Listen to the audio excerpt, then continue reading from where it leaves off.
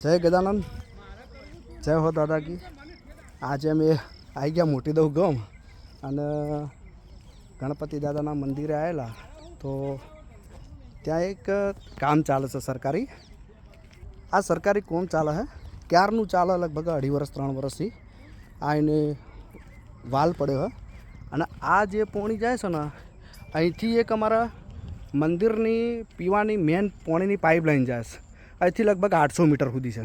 આપણું મંદિર છે 800 મીટર દૂર છે, આટલાથી 800 હોય 700 હોય કે 600 મીટર હોય લગભગ।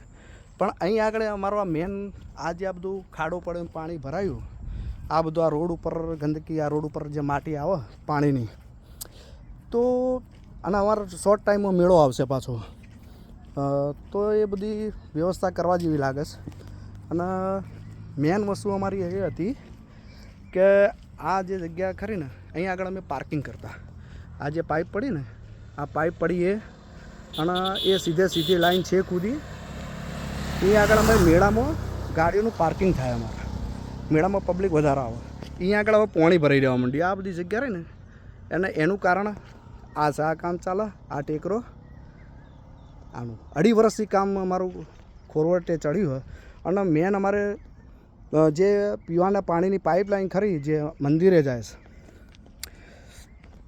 તો જે પાણીની પાઇપલાઇન જાય વારે ઘડીએ એથી તૂટી જાય, કારણ કે જેસીબી આવે એટલી વાર તોડી નાખે। 3 4 5 વાર તો અમે અમારા સંસ્થા થકી રિપેર કરાવી, પણ આજે પાછું પાણી ભરાઈ ગયું તો ફૂલ પ્રવાહના લીધે માટી નીચે બેસી તો પાઇપ પાછી તૂટી ગઈ તો પાણી તો હતું નહીં। ગુરુ પૂનમનો દિવસ હતો, પાણી હતું નહીં, ટેન્કર મંગાવવા પડે। પણ બહુ આનંદની વાત તો એ હ કે સરપંચ સાહેબ, અમારા મોટી દેવના સરપંચ સાહેબ જગાજી કરીને બહુ સારા વ્યક્તિત્વવાળા માણસ છે। તો એમણે મને અમારા મંદિરને, મને તો કંઈ નહીં પણ અમારા મંદિરને, આ જે મંદિર દેખાય,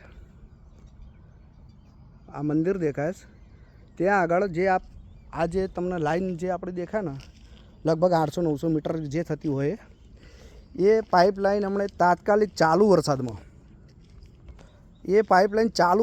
એમણે નવી પાઇપલાઇન અમારા ગણપતિ મંદિરમાં કરી આપી। બહુ આનંદની વાત છે, બહુ જોરદાર વાત છે, બહુ સારી સેવા કરી છે એમણે। ભગવાન એમને એકદમ તંદુરસ્ત આયુષ્ય આપે, ગણપતિ દાદાના આશીર્વાદ સદાય રહે એમના ઉપર કે એમણે જે સેવાથી કામ તો કરે જ છે। સરપંચનું કામ તો સરપંચની રીતે થાય છે, પણ જે તાત્કાલિક ધોરણે કે મંદિરમાં મહારાજને પાણીની રોજની દિનચર્યા માટે જે જરૂર પડતી હોય એ જ હતું નહીં, પાણીના ટેન્કર મંગાવવા પડતા હતા। તો એ તાત્કાલિક ધોરણે સરપંચ સાહેબે કામ કરી આલીશ, તો એ બદલ ખૂબ ખૂબ આભાર મોટી દવ પંચાયતના દરેક સભ્યનો કે જેણે આની અંદર સહયોગ આપ્યો છે।